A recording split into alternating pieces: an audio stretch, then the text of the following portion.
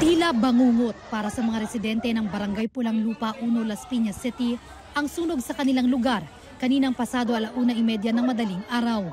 Sumiklab ang apoy sa isang 3 palapag na residential building sa Bernabe Compound na ikinisawi ng 4 na miyembro ng isang pamilya. Ang padre de pamilya na 38 anyos, ang misis niyang 35 anyos at ang 2 nilang anak na babae na 17 at 3 taong gulang. Yung mag-iina po ay doon natutulog sa mezzanine. Bumagsak po yung mezzanine